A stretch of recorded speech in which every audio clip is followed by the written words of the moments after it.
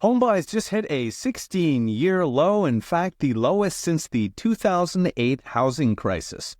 Will buying a home become a lost art, a myth from a bygone golden age? The numbers come from the National Association of Realtors, who report that March existing home purchases fell 5.9% from the previous month, which is a very big move in a single month. In fact, it was the biggest drop since the Fed first started furiously hiking mortgage rates back in 2022. In some regions, it was even worse. Out west, sales fell 9.4% in a month. That brought the tally to just 4 million homes sold on the month. For perspective, before the pandemic, we averaged 5.5 million house sales per month. In 2021, it was 6 million.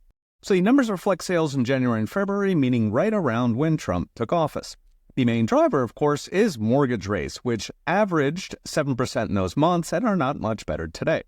Now, 7 is actually not that high historically. In the Goldilocks economy of the 1990s, mortgages averaged about 7.5%. In fact, mortgages were double digits in the golden 1980s. The problem, of course, is that for 20 years starting in 2001, the dot-com crash, the Fed manipulated interest rates to nearly zero, meaning they manipulated mortgages to as low as 3%. The problem is if you hike from 3% mortgages to 7%, it puts millions of homes on ice. People cannot afford to sell because they can't afford a 7% mortgage. That would more than double their payment. So even if they want to trade up, maybe they had more kids, or they want to trade down if the kids moved out, they cannot afford it. Pretty much the only people selling are either moving to another city for a job or like they died. This lock-in cuts housing inventory, the number of homes for sale, by nearly half since the Fed's hikes. Now, toss in young people who are treading water financially or doom spending into debt slavery, and it is a frozen market. So as next, brought to you by Unchained.com, the biggest concern with a frozen housing market is what happens when it unfreezes. We're already seeing storm clouds. Housing inventory is up 20% from a year ago as homes keep getting built.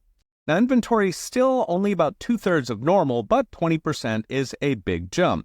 Meanwhile, if we get a recession or close to it, the Fed historically cuts rates and cuts them fast. That normally helps home prices, but at the moment, it also unfreezes all those millions of frozen homes.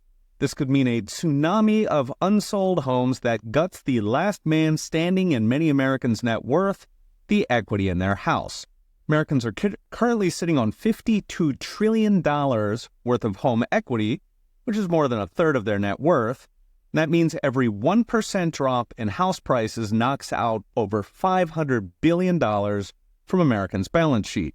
That then filters through to consumer spending, which makes up 2/3 of the economy, talks in anxiety from falling stock prices, rising debt balances, and a potential recession.